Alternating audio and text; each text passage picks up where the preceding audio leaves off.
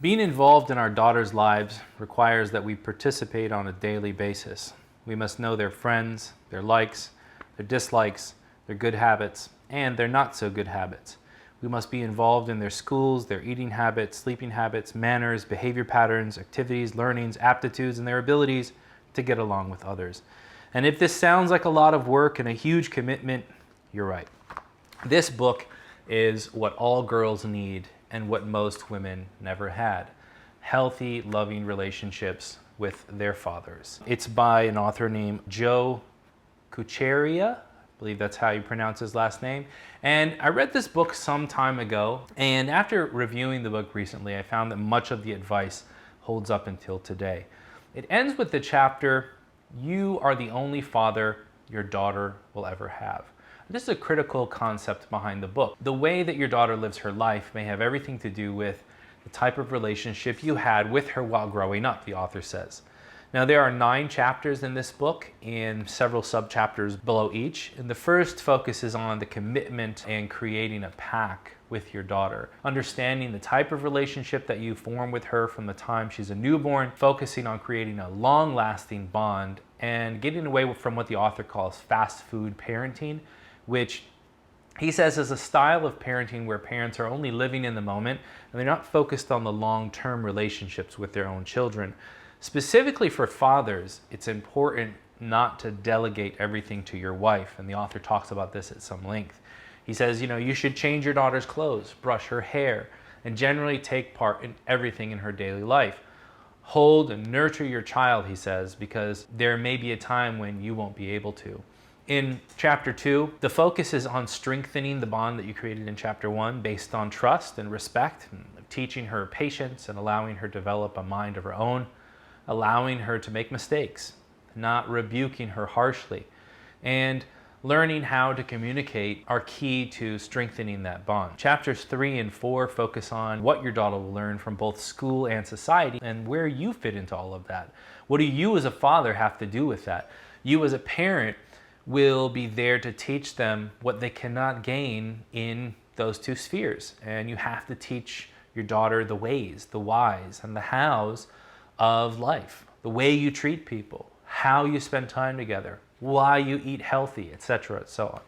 Encouraging your daughter to play sports if she's so inclined, and to remain healthy, to exercise. These are all skills that start very, very early on in life. Most kids, male or female, don't get physical fitness at school anymore. And so it's important for you as a parent to make sure they get the exercise they need, especially in their developmental formative years. Religion and spirituality is touched upon, and it's a key part of chapter 4, and one that really deserves to be read twice.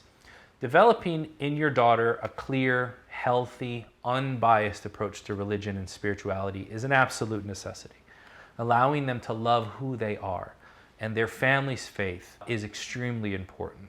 Equally important for their spiritual development is that they develop confidence in their own religious identity without having to look down upon themselves or look down upon others, to ridicule themselves or to ridicule others, to hold themselves in contempt or hold others in contempt. And that's a really difficult thing to navigate, but that's what we as fathers are here for, to help them navigate that. On this topic, the author encourages prayer with your daughter, and he encourages them, to encourage her to pray on her own. Creating a spiritual bond is a way that you also create an emotional bond. And this is above just telling your daughter what to wear and how to act. For many of us, we're so focused on overt representations of faith that we forget that if our daughters don't understand the why behind doing something, they will not care how or what later on. Because children are in need of love and structure in their life, faith can really be the means by which you show them both of those. By them seeing your example in hard times, in difficult times, shows them that there's someone beyond themselves, beyond their parents, beyond creation, that in times of emotional trouble, times of need, in times of despair, your daughter will need spiritual resilience. And you can plant that seed at this early age by your example and inculcating in her these values. Speaking about structure, the book has a great chapter called Same Page Parenting, and it stresses the importance of communication between husband and wife, them approaching their roles in a complementary way, one of them complementing the other, not competing for your daughter's attention or your child's attention. Let dads be dads, let moms be moms, and parents should parent together. The latter part of the book focuses on touchy subjects that fathers absolutely must pay attention to, but usually try to shy away from. Things like abuse, sex education, smoking, drugs, alcohol.